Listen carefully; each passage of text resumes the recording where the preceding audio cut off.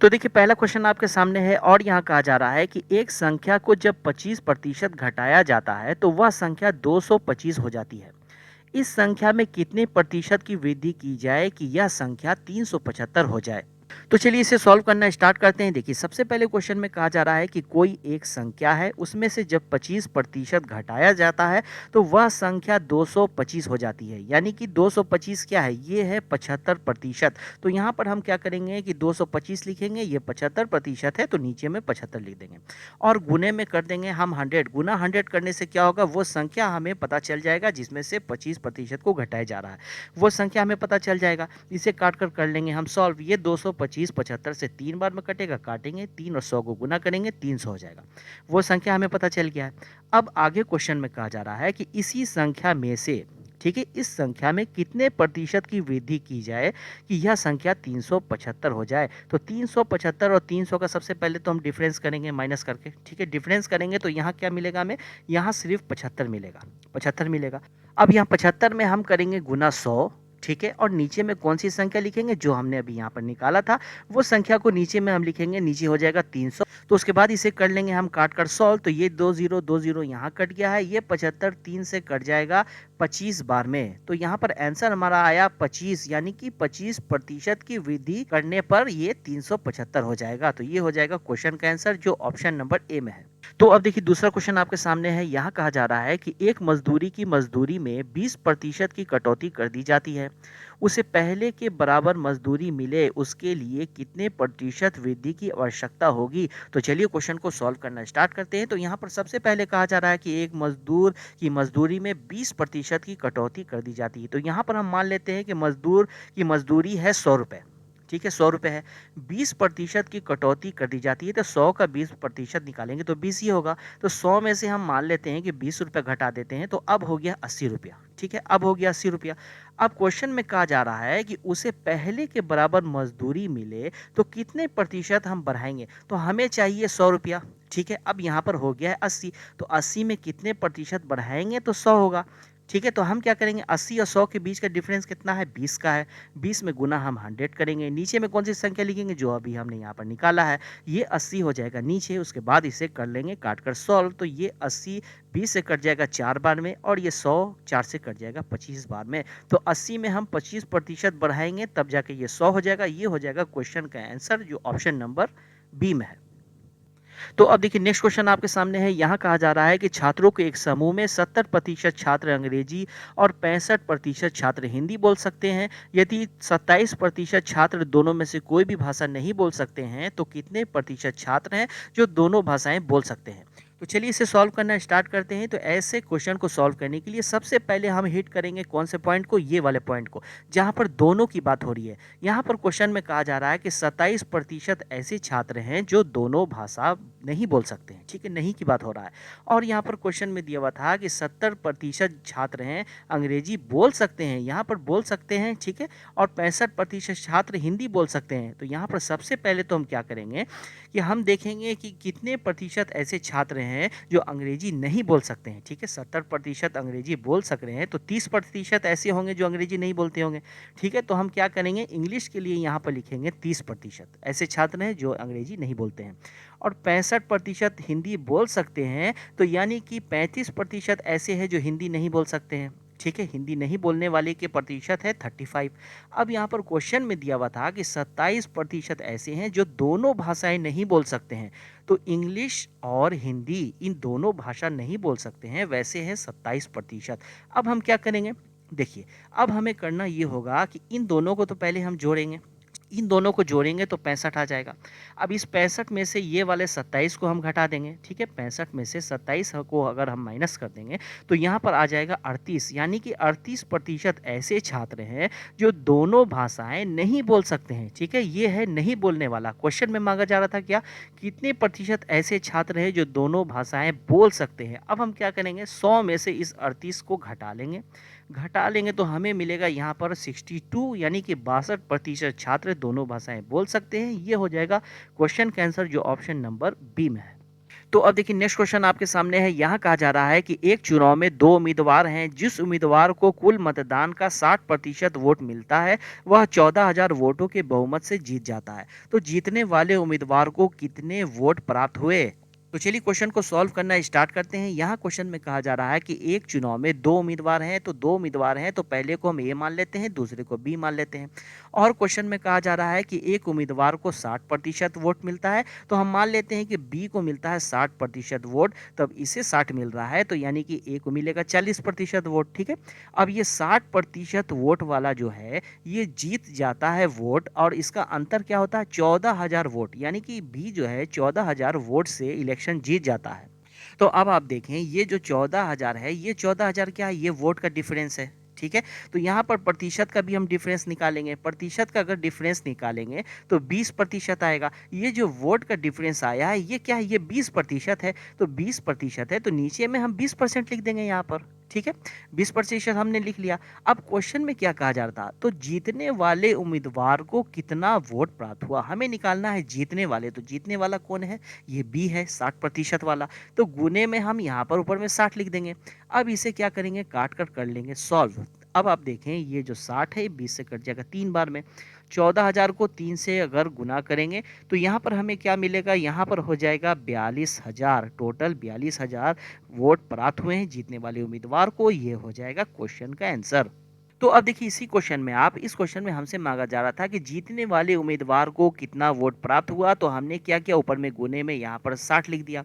अगर इसी क्वेश्चन में आपसे कहा जाता है कि हारने वाले उम्मीदवार को कितना वोट प्राप्त हुआ, तो हम क्या करते हैं? ए का प्रतिशत यहाँ पर लिख देते हैं, गुने में 40। ठीक है, और अगर पूछा जाता है कि चुनाव में कुल टोटल कितना वोट हुआ है, तो आप क्या करते हैं? गुने में 100 कर देते हैं, तो हमें आंसर मिल जाता। तो अब चलिए नेक्स्ट क्वेश्चन देखते हैं। तो अब देखिए नेक्स्ट क्वेश्चन आपके सामने है। यहाँ क्वेश्चन में कहा जा रहा है कि एक बल्लेबाज ने 110 रन बनाए, जिसमें 3 चौके तथा 8 छक्के शामिल थे, तो उसने कुल रनों के कितने प्रतिशत रन दौड़कर बनाए? तो चलिए इसे सॉल्व करना स्टार्ट करते हैं। तो सबसे पहले क्वेश्चन में देखिए आप, एक बल्लेबाज ने टोटल 110 रन बनाए, जिसमें से 3 चौके उसने मारे हैं। तो चौके मारे हैं 3, तो हम क्या करेंगे? 3 को 4 से गुना करेंगे, तो यानी 12 रन वो चौके से बना रहा है। और 8 छक्के मारे हैं, तो छक्के उसने कितने मारे? 8 मारे, यानी 48 रन वो छक्के से बना रहा है। तो बाउंड्री से टोटल कितने वो रन स्कोर कर रहा है? 8 2 10, 0 और 4 1 5 और 6, यानी 60 रन वो क्या कर रहा है? सिर्फ बाउंड्री से बना रहा है। तो और वो दौड़ के कितना रन बना रहा है? तो टोटल रन उसने बनाया था 110, इसमें से 60 रन हम घटा देंगे, तो यानी कि 50 रन वो क्या करता है? दौड़ कर बनाता है। हमें बताना है इसका प्रतिशत, दौड़कर वो कितने प्रतिशत रन बना रहा है। तो इस 50 में हम क्या करेंगे? यहाँ पर गुना कर देंगे 100, और नीचे में कौन सी संख्या लिखेंगे? टोटल वाला लिखेंगे। यहाँ पर टोटल 110 रन है, तो नीचे लिखेंगे, उसके बाद इसे करेंगे काट कर सॉल्व। तो यहाँ पर देखें आप, यहाँ ये ज़ीरो कट जाएगा। 100 में 5 से गुना करेंगे तो क्या हो जाएगा? 500 हो जाएगा। और यहाँ पर हम क्या करेंगे? 11 से भाग दे देंगे, तो ये 4 बार में जाएगा, यहाँ 44 हो जाएगा, यहाँ 6 होगा, यहाँ 0 आ जाएगा। उसके बाद क्या करेंगे? 5 से काटेंगे तो यहाँ 55 होगा, 5 हो जाएगा, तो यहाँ पर हो जाएगा 45 सहित 5/11। ये हो जाएगा क्वेश्चन का आंसर, जो ऑप्शन नंबर बी में है। तो अब देखिए नेक्स्ट क्वेश्चन आपके सामने है। यहाँ कहा जा रहा है कि 30 मिनट एक दिन का कितना प्रतिशत होता है? तो क्वेश्चन को चलिए सॉल्व करना स्टार्ट करते हैं। तो सबसे पहले तो हम देखेंगे कि एक दिन में टोटल कितने घंटे होते हैं। तो एक दिन में 24 घंटा होता है। अब 24 घंटे में टोटल कितना मिनट होता है? तो 60 से गुना करेंगे। 60 से गुना करेंगे तो यहाँ आ जाएगा 1440 मिनट, यानी एक दिन में कुल होता है 1440 मिनट। अब हमें क्वेश्चन में क्या बताना था कि 30 मिनट एक दिन का कितना प्रतिशत होता है। तो हम क्या करेंगे? 30 में गुना करेंगे 100 और नीचे लिखेंगे इस 1440 को। ठीक है, उसके बाद इसे करेंगे काट कर सॉल्व, तो यहाँ 0 0 कट जाएगा, यहाँ हो जाएगा 300। ठीक है, 300 में हम क्या करेंगे? भाग देंगे किससे? हम 144 से भाग देंगे। ठीक है, 300 में 144 से भाग देंगे तो ये कितना बार में जाएगा? 2 बार में जाएगा। 288 यहाँ पर हो जाएगा, यहाँ बचेगा 2। ठीक है, और यहाँ बचेगा 1। अब आप देख रहे हैं कि यहाँ हम लगाएंगे अगर 0 तो भी ये कटेगा नहीं। अगर कटेगा नहीं तो पॉइंट लगा के यहाँ एक 0 और हमें लगाना होगा, तब जाके यहाँ 0 लग जाएगा। उसके बाद 1440 में हम कितने से गुना करेंगे? 8 से करेंगे। 8 में 4 से गुना करेंगे तो 32 हो जाएगा। ठीक है, 3 बचेगा, तो 8 में फिर हम 4 से गुना करेंगे 32 और 3 35 हो जाएगा, यहाँ 5 हो जाएगा, फिर 3 बचेगा। 8 में 1 से गुना करेंगे 8 होगा, 8 और 3 हो जाएगा 11। उसके बाद 10 में से 2 जाएगा, यहाँ बचेगा 8, यहाँ 9 में से 5 जाएगा, यहाँ हो जाएगा 4। ठीक है, तो उसी तरह से यहाँ कुछ नहीं बचेगा। अब यहाँ पर लगा देंगे हम 0। उसके बाद इसे हम किससे काटेंगे, 3 से काटेंगे। ठीक है, 3 से अगर हम काटेंगे तो 4 तिया 12, यहाँ हो जाएगा 2, उसके बाद बचेगा 1, 3 4 12 और यहाँ हो जाएगा 13, यहाँ हो जाएगा 3, उसके बाद बचेगा 1 3 1 3 होगा और 4 यहाँ हो जाएगा। ठीक है, बचेगा यहाँ पर 10 में से 2 जाएगा, यहाँ हो जाएगा 8, उसके बाद यहाँ पर 7 में से 3 जाएगा, यहाँ हो जाएगा 4, फिर यहाँ पर आ जाएगा 480। उस तरह से क्या होगा, 3 3 3 3 चलता रहेगा, यानी कि हमारा आंसर क्या हो जाएगा, 2.083। ये हो जाएगा क्वेश्चन का आंसर जो ऑप्शन नंबर बी में है। तो अब देखिए नेक्स्ट क्वेश्चन आपके सामने है। यहाँ कहा जा रहा है कि 0.1 का कितना प्रतिशत है 0.01। तो चलिए इसे सॉल्व करना स्टार्ट करते हैं। देखिए कहा जा रहा है क्वेश्चन में कि 0.01 ये कितना प्रतिशत है 0.1 का। तो सबसे पहले तो यहाँ पर 0.01 हम लिखेंगे और इसमें गुना करेंगे 100। नीचे कौन सी संख्या लिखेंगे, नीचे ये वाला संख्या लिखेंगे 0.1। अब आप इसे समझें कि यहाँ पर आप देख रहे हैं कि पॉइंट के बाद दो संख्या है, गुना करना है 100 से, तो यहाँ पर पॉइंट हट जाएगा 001, यानी कि सिर्फ 1 बचेगा यहाँ पर, और नीचे में हो जाएगा 0.01। अब हमें करना होगा क्या कि यहाँ से पॉइंट हमें हटाना है। पॉइंट हटाने के लिए क्या करेंगे, पॉइंट के बाद एक संख्या है तो ऊपर नीचे हम 10 से गुना कर देंगे। 10 से अगर गुना करेंगे तो ऊपर क्या बचेगा, 10 बचेगा। नीचे क्या हो जाएगा, यहाँ पर अगर पॉइंट 1 है, 10 से गुना कर देंगे तो नीचे में बचेगा सिर्फ 1। तो यहाँ पर आप देख रहे हैं 10/1 यहाँ पर आ रहा है, यानी कि 10% हो जाएगा इस क्वेश्चन का आंसर जो ऑप्शन नंबर ए में है। तो अब देखिए क्वेश्चन नंबर 8 आपके सामने है। यहाँ कहा जा रहा है कि दिया गया है कि ए की आय का 10% बराबर है, बी की आय का 15% बराबर है, सी की आय का 20%। यदि तीनों की आयों का योग 7,800 है तो बी की आय ज्ञात कीजिए। तो चलिए इसे सॉल्व करना स्टार्ट करते हैं। इस क्वेश्चन को सॉल्व करने के लिए सबसे पहले हमें ए बी सी का रेशियो निकालना होगा। रेशियो हम कैसे निकालेंगे, देखिए क्वेश्चन में सबसे पहले कहा जा रहा है कि ए की आय का 10%, ठीक है, ए की आय का 10% बराबर है किसके, बी की आय के 15% के। बी की आय के 15% के बराबर है। अब बी की आय का जो 15% है ये बराबर किसके है, ये बराबर है सी की आय का 20% के। अब चलिए अब हम रेशियो निकालते हैं। देखिए यहाँ पर आप देखें ए और बी की अगर हम रेशियो की बात करें तो ये क्या होगा, आपने अगर रेशियो का चैप्टर पढ़ा होगा तो आपको पता है कि अगर बीच में बराबर का साइन है, बीच में अगर बराबर का साइन है तो ये दोनों जो संख्या है ये दोनों आपस में पलट जाएगा, यानी ए के लिए 15 हो जाएगा, बी के लिए 10 हो जाएगा। ठीक है, ए बी का रेशियो क्या हो जाएगा, ए के लिए हो जाएगा 15 और बी के लिए हो जाएगा 10। बीच में बराबर का साइन है तो ये दोनों संख्या आपस में पलट जाएगा। उसी तरह से अब आप देखें, अब हम क्या करेंगे, बी और सी के लिए करेंगे। यहाँ पर आप देखें, यहाँ लिखेंगे बी और सी, इन दोनों के रेशियो के लिए हम क्या करेंगे, यहाँ पर बी के लिए 15 है, सी के लिए 20 है, तो अब ये पलट जाएगा, बीच में बराबर का साइन है तो ये पलटेगा। क्या हो जाएगा, बी के लिए हो जाएगा 20 और सी के लिए हो जाएगा 15। अब हम क्या करेंगे, रेशियो निकालने के लिए, रेशियो निकालने के लिए सबसे पहले इन दोनों को हम गुना करेंगे, 15 और 20 को गुना करेंगे तो 300 हो जाएगा। ठीक है, उसके बाद हम क्या करेंगे, 20 और 10 में गुना करेंगे तो यहाँ पर हो जाएगा 200। उसके बाद हम 10 और 15 को गुना करेंगे तो यहाँ पर हो जाएगा 150। रेशियो निकालने के लिए अब इसे और छोटा करेंगे, ये जीरो कटेगा, यहाँ पर तीनों जीरो कट गया है, 5 से तीनों कटेगा, 5 से 3 बार में जाएगा, 5 से 4 बार में जाएगा, 5 से ये जाएगा 6 बार में। तो यहाँ पर ए बी और सी का रेशियो क्या हमें मिला, तो यहाँ पर रेशियो निकला है 6:4:3। ठीक है, ये रेशियो एबीसी का निकल गया है। अब देखिए एबीसी का रेशियो तो हमें पता हो गया 6:4:3। अब क्वेश्चन में हमसे मांगा क्या जा रहा था कि टोटल था तीनों की आय का योग था 7,800, बी की आय हमें बताना था।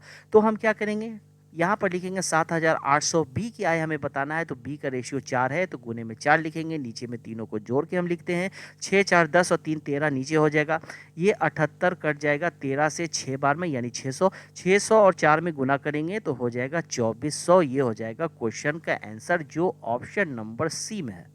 तो अब देखिए क्वेश्चन नंबर 9 आपके सामने है। यहाँ कहा जा रहा है कि 5 लीटर के अल्कोहल पानी मिश्रण में 40% अल्कोहल है, इसमें 1 लीटर पानी मिलाया जाता है, तो नए मिश्रण में अल्कोहल का प्रतिशत क्या होगा। तो चलिए क्वेश्चन को सॉल्व करना स्टार्ट करते हैं। कहा जा रहा है यहाँ पर कि 5 लीटर का एक मिश्रण है, ठीक है, 5 लीटर का मिश्रण है जिसमें 40% अल्कोहल है, तो 5 का 40% निकालेंगे तो 2 आएगा, यानी कि 2 लीटर क्या है, 2 लीटर अल्कोहल है। ठीक है, 2 लीटर अल्कोहल है। तो 5 में से 2 घटेगा यानी कि 3 लीटर क्या है? 3 लीटर है वाटर यानी कि पानी।